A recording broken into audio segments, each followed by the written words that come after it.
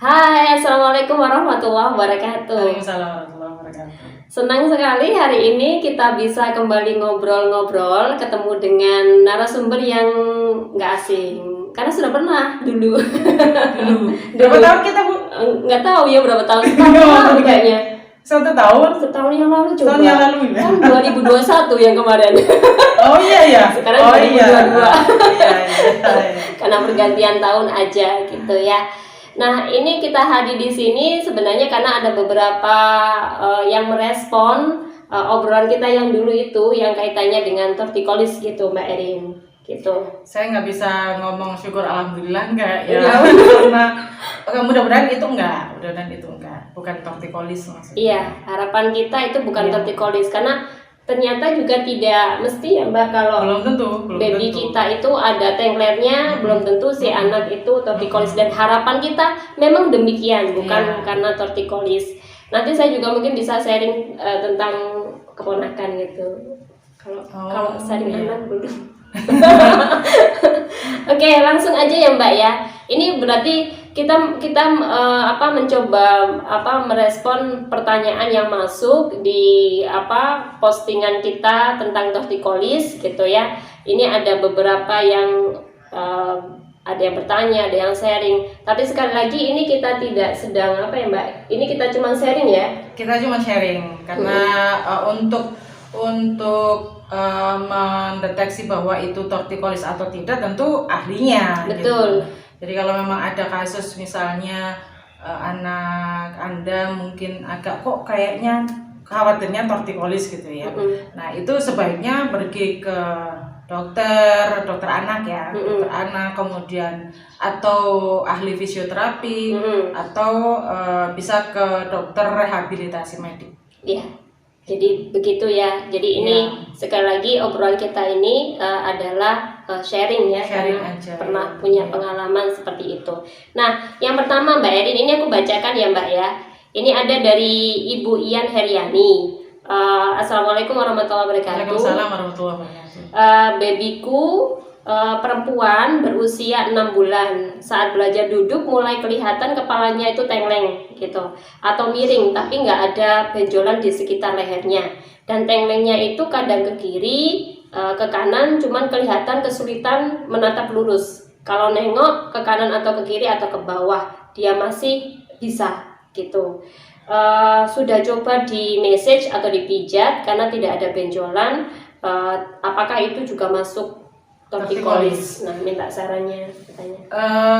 Ini bukan saya ini ya, saya seperti yang di awal kita tadi sudah katakan bahwa itu saya bukan orang yang berhak untuk menjudge atau istilahnya memberi jawaban gitu ya atas persoalan itu. Karena ini cuma sharing pengalaman aja. Jadi kalau kasusnya Bu Ian anaknya 6 bulan kemudian kondisinya tengkleng. Kalau kemarin anak saya itu tengkleng itu masih bisa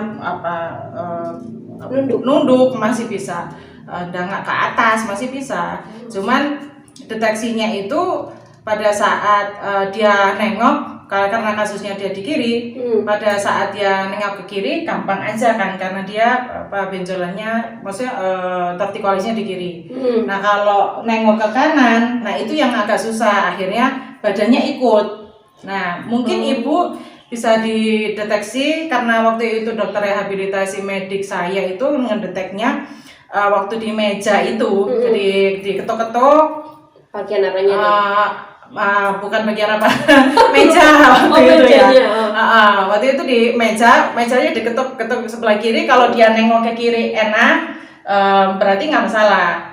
Terus nengok ke kanan, kalau dia gini walaupun dia tengkleng ya, kalau dia enak-enak aja, jadi bahunya nggak ngikut. Nah itu mungkin normal aja, jadi mungkin karena kebiasaan begini atau mungkin pas tidurnya juga keseringan begini. Kadang-kadang bayang itu kita nggak ngomonginnya tengkleng gitu.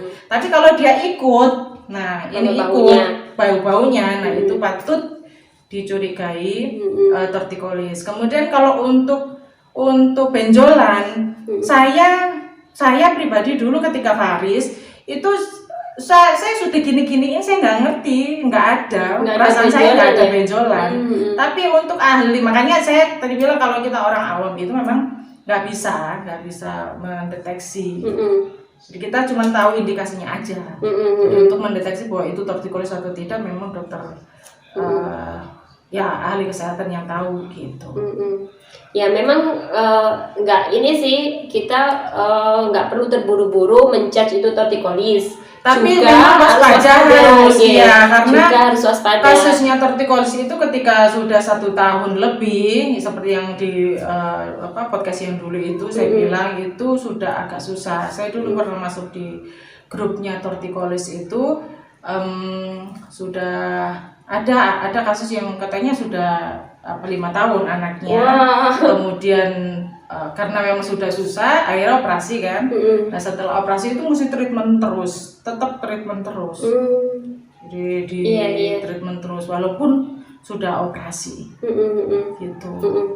Dan kalau ahli fisioterapi saya dulu itu dibilangnya memang 1 tahun itu kalau bisa segera diperiksa ke dokter gitu, atau mungkin ke ahli fisioterapi yang lebih tahu. Iya. Gitu. Jadi kewaspadaan harus, meskipun tadi memang belum mesti tortikolis, tapi belum perlu untuk jangka panjang ya. Belum pasti tortikolis. Itu kayaknya yang bisa dilakukan jadi deteksi awal itu coba kalau anak saya itu dibedakin sini dia nolak gitu. Jadi coba ini dilawan. Jadi kalau misal di kiri ya, kalau misal di kanan berarti ngelawannya ke sini kan. Tortikolisnya di kiri berarti ngelawannya ke sini. Coba distimulasi untuk dia suruh nengok ke mana nih? Ke kanan. Nah, suruh dia nengok ke kanan. Kalau dia ikut badannya, ini kan otomatis kalau dia mendek itu kan otomatis begini. Nah, ini ikut. Kalau ikut, nah itu berarti problemnya di sini ya. Kalau dia problemnya di sini. Kalau dia problemnya di sini, pokoknya melawan dari yang dia sakit di situ. Oh iya. Gitu. Oke, bisa dicoba ya. Nanti kalau anaknya deteksi di rumah aja begitu. Kalau memang dia ringan-ringan aja, nengoknya ringan-ringan aja, nggak ini juga nggak ikut, ya nggak apa-apa. Mungkin itu hanya kebiasaan dia begini, atau karena dia sering tidur miringnya ke situ, gitu aja. Iya.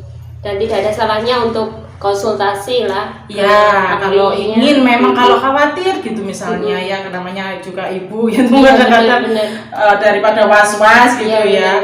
Itu konsultasi aja ke dokter anak atau mungkin ke dokter rehabilitasi medik, karena waktu itu saya kenapa ke dokter rehabilitasi medik itu karena rehab medik ini rehab tubuh ya. Saya searching itu karena dia bisa juga nangani tortikolis, atau langsung ke ahli fisioterapi tahu. Jadi yang terapi Faris dulu itu dia bilang gini, tuh loh ini benjol Bu. Kalau saya pegangnya sih nggak kerasa benjolan gitu. Saya nggak ini walaupun saya gini-gini itu kok kayaknya nggak ada apa-apa gitu. Tapi orang yang tahu, yang bisa merasakan ternyata itu ada benjolan. Oke, gitu. Begitu.